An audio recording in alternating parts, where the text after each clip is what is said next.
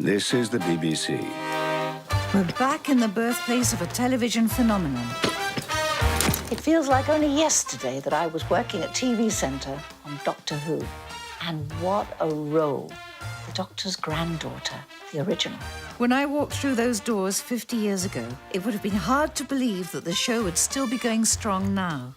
And to celebrate its anniversary, we're back, filming an adventure in space and time, a drama about the show's remarkable beginnings. And it's something writer Mark Gatiss has wanted to get off the ground for some time. I still can't quite believe it, because I first sort of pitched this idea about 13 years ago, and then I tried very strongly to get it made for the 40th anniversary. I'm delighted it's all come together for the 50th. It has a sort of roundness to it, which is very appealing. Cheers! Mark was to kickstart an adventure in space and time, but it was a certain man I met in 1963 that was to get the ball rolling for Doctor Who itself. We find ourselves now in Sidney Newman's office on the 7th floor of TV Centre. Not the real one, and I think probably a bit more swish than Sidney's office actually was. One day, all this will be mine. Sidney Newman was the man who brought together a dream team to put the show on the road. And what a character. I first worked at the BBC in 1965. I was 19. I met Sidney very briefly in the club, because you could always tell Sidney in the club because he was so very brightly coloured kind of personality. I mean, literally, he wore cravats, he wore waistcoats, he was very different. I think Sidney really thought of himself as a movie mogul. And action. Fun. Fun. You heard of fun, Mervyn? And Sidney was making some groundbreaking appointments. The BBC's very first female drama producer, Verity Lambert. And the world she was entering was a bit of a challenge. There's a line in the script where Verity says it's a sea of fag, smoke, tweed and sweaty men, which it clearly was, and it was quite hard to penetrate as a woman because no woman had ever done that before. Can I help you? I think you're in my office. To research the role, I did YouTube her to see if there was any footage. She was very composed, very classy, very warm, but you could see a real steel there. Not old enough for the Doctor, surely. So does Jessica feel she's anything like Verity herself? That would be very flattering if anyone compared me to Verity Lambert. That would be very nice. And despite opposition, Verity Lambert was to fight very hard to have a distinguished older actor play the role of the first Doctor, William Hartnell. I just think he was one of the great character actors of British cinema. Settle, please. I think he felt rather typecast as authority figures, sergeant majors or petty crooks. Doctor Who kind of released a kind of playfulness in him. I think he felt that he was actually born to play the Doctor, but he had very strong opinions about the way it should be done and wouldn't take any kind of advice.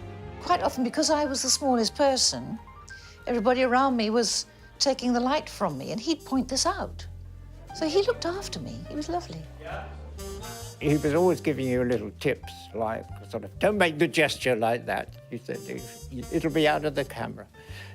Make it here, you see. The whole thing about Bill was that he was so unpredictable. There was this mystery about him. I miss that.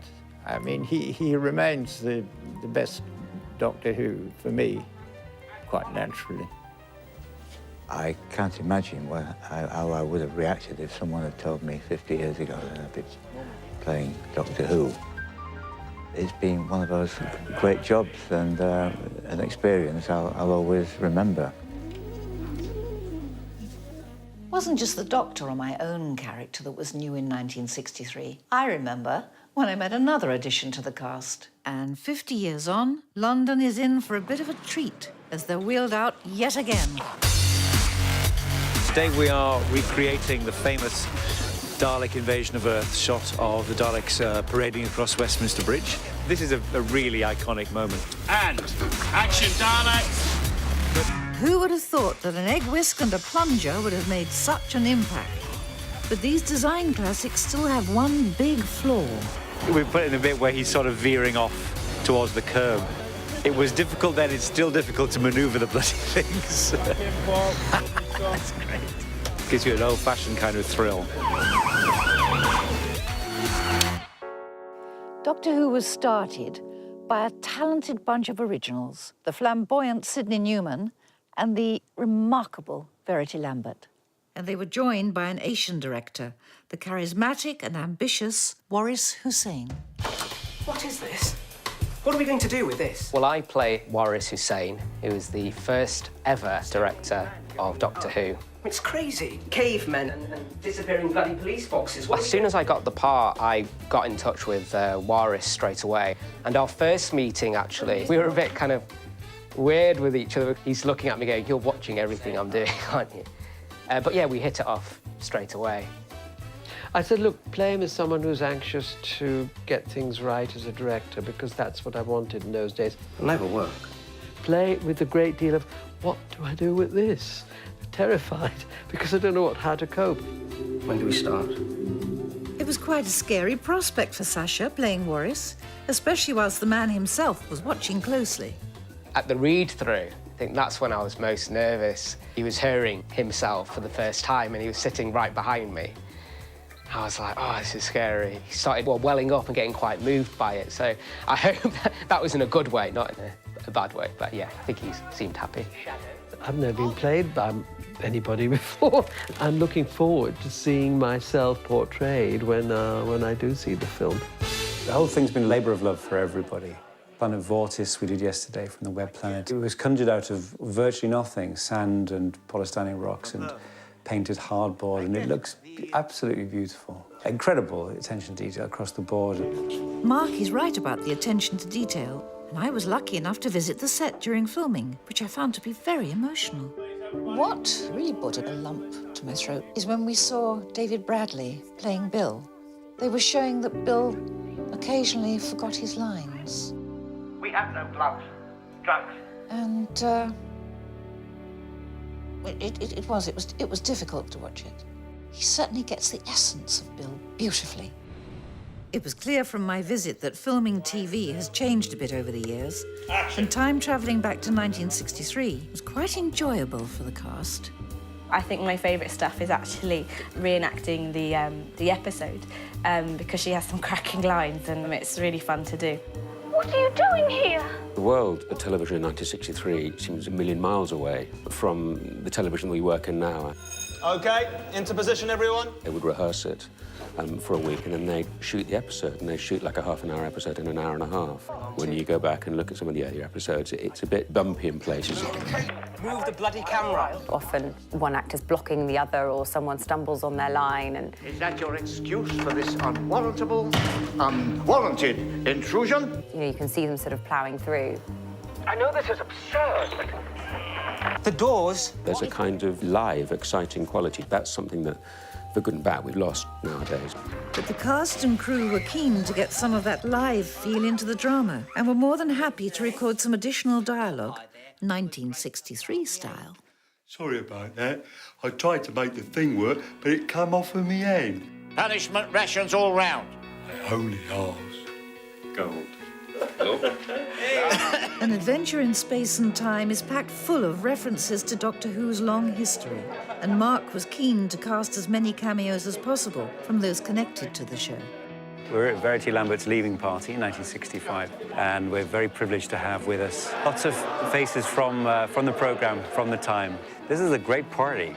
And the party continued with cameos from William Russell, who played one of the Doctor's first companions, and Mark Eden, who stepped into Marco Polo's shoes in the very first series. And someone couldn't resist stepping into the shoes of the Doctor for his own cameo. Here's a little treat you won't have seen in the show itself, another regeneration. Hope you enjoy.